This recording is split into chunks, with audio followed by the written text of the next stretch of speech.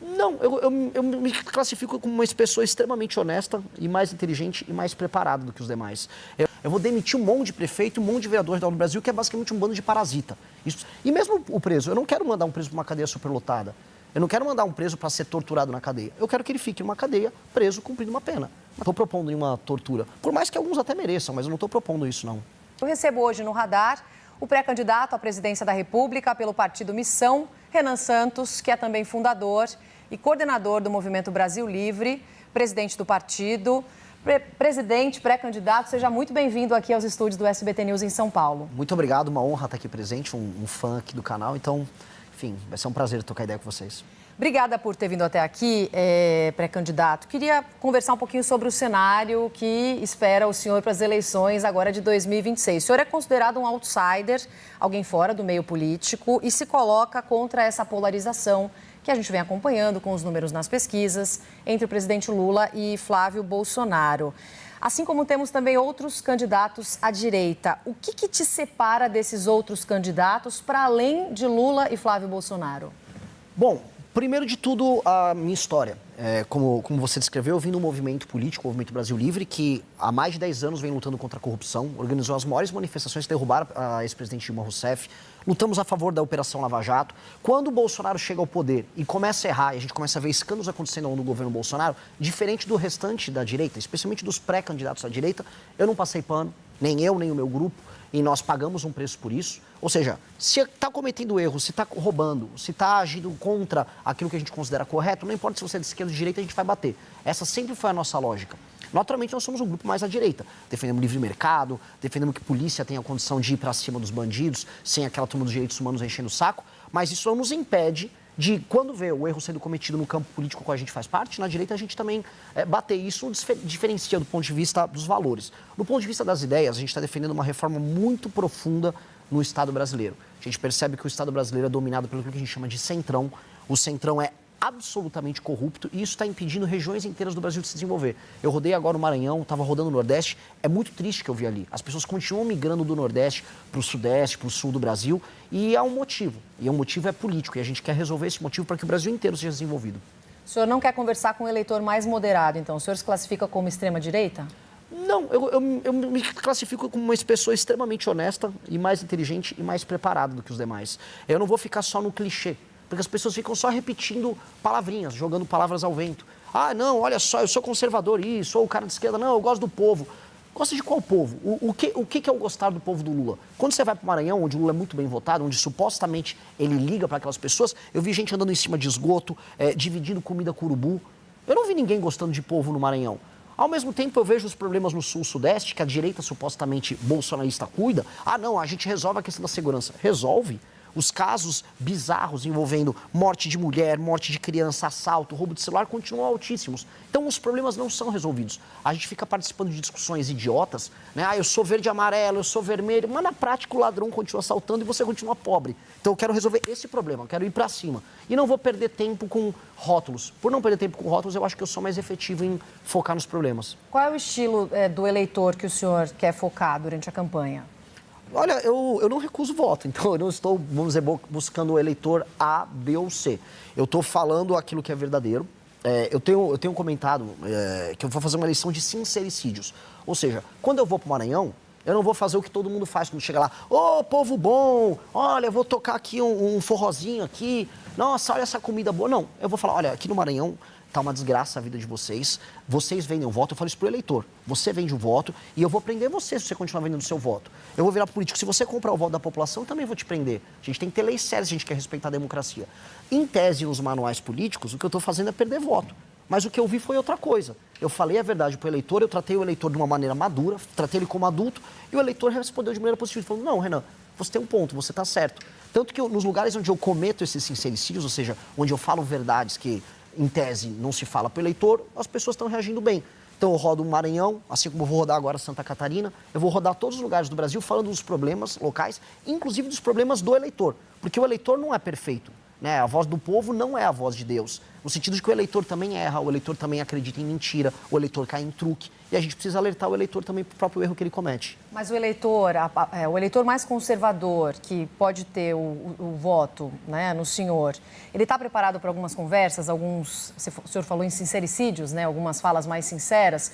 O senhor recentemente, respondendo a um vazamento de mensagens da imprensa, falou sobre o uso, por exemplo, de cogumelos alucinógenos. O eleitor, por mais que tenha estudo, tenha comprovação científica já no nosso país, o eleitor mais conservador, ele está pronto para esse tipo de conversa? Eu não sei se ele está pronto, porque eu não vou fazer mentir para ele. Né? Se eu precisar mentir para ele, porque ele não está pronto para assuntar B ou C, quer dizer que eu sou um mentiroso, quer dizer que eu sou um farsante. Eu não estou afim desse papo.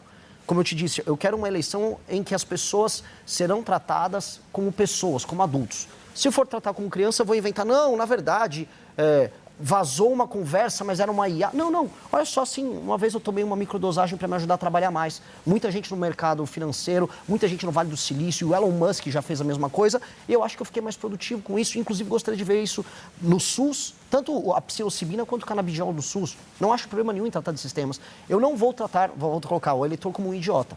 Mesmo que alguns não estejam prontos, mas é da vida, né? Não se agrada a todo mundo. Candidato, vou colocar a nossa equipe aqui para fazer perguntas ao senhor também. Em Brasília, primeiro, o nosso Eduardo Gayer chega na conversa. Fala, Gayer.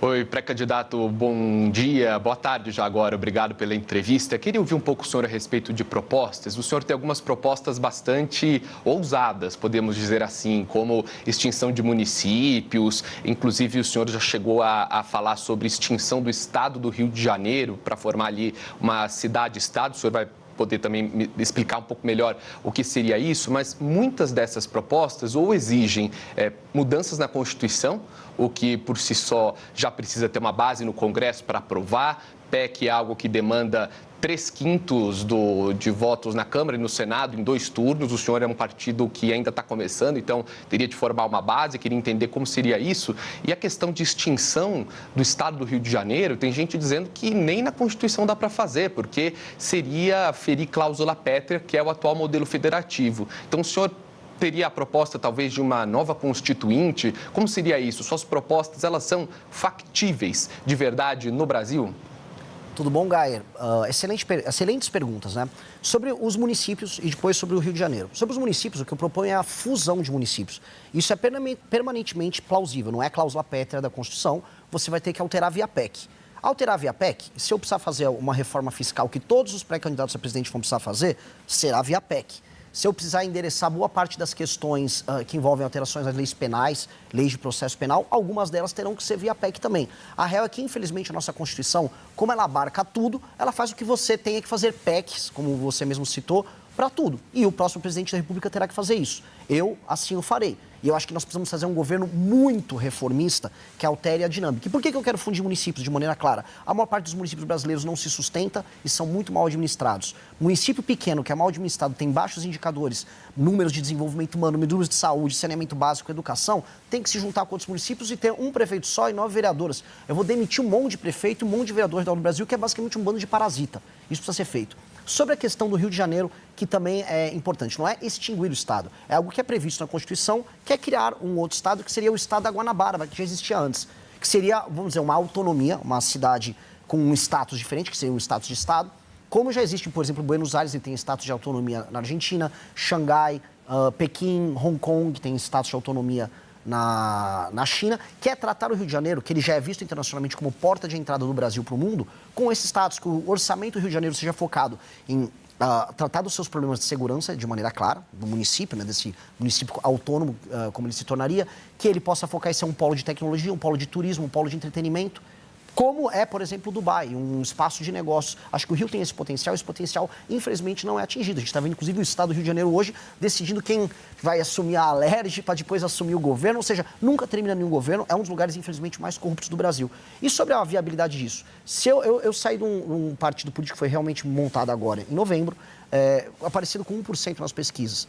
Algumas pesquisas já me dão com 5%, 6%, outras até 7%, variando de instituto para instituto.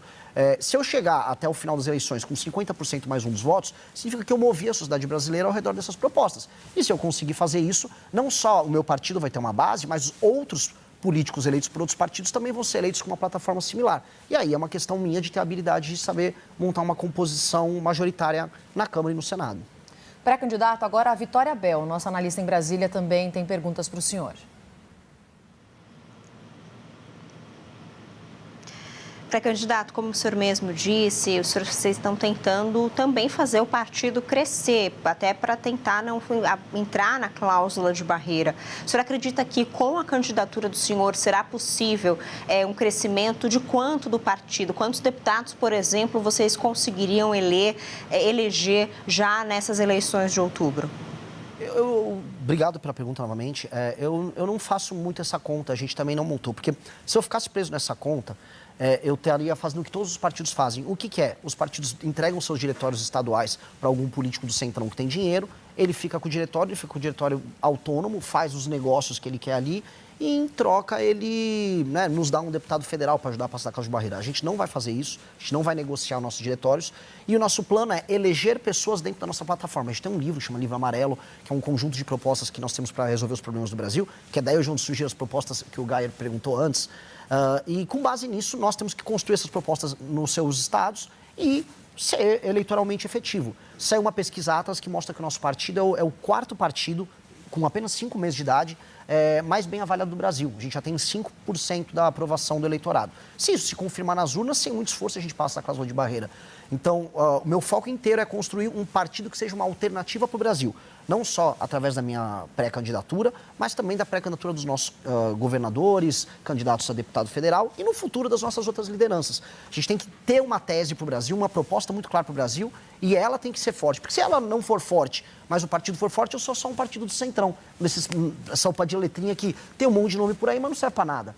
Eu tenho que ter uma característica, e a característica nossa é o que tem que eleger os nossos deputados. Pré-candidato, sobre segurança pública, ainda um dos principais assuntos que certamente vão movimentar aí a campanha até outubro. O senhor citou no começo da nossa entrevista uma polícia que não siga os direitos humanos. O senhor não considera isso um pouco perigoso? Qual que é a sua proposta exatamente para a segurança pública aqui do nosso país? Não, eu sou a favor de uma polícia que siga princípios de direitos humanos. O que eu não sou a favor são ONGs de direitos humanos que recebem dinheiro de fora do Brasil, especialmente de fundações estrangeiras, que interferem na política de segurança brasileira de modo a permitir que as leis brasileiras sejam pró-bandido.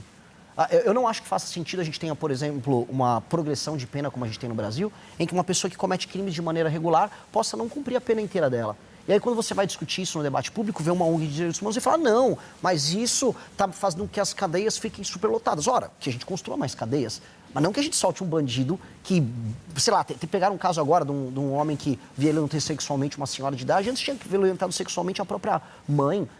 Esse homem não tinha que ter o instituto da progressão de pena. Ele tinha que estar preso, do ponto de vista humano, para o resto da vida dele. Então, quando a gente discute sobre esses termos, são termos que não beneficiam a população brasileira e que, na prática, violam os direitos fundamentais do brasileiro. Por exemplo, o direito de ir e vir no Brasil. Uma mulher na rua tem direito de ir e vir? Ela tem a liberdade dela garantida? Ela tem medo de andar na rua. Então, ela tem um direito humano violado. Então, quando a gente não garante a segurança, quando o Estado não cumpre o seu papel, direitos humanos das vítimas são violados. Então, o meu ponto, assim, eu sou um grande defensor dos direitos humanos. E mesmo o preso, eu não quero mandar um preso para uma cadeia superlotada.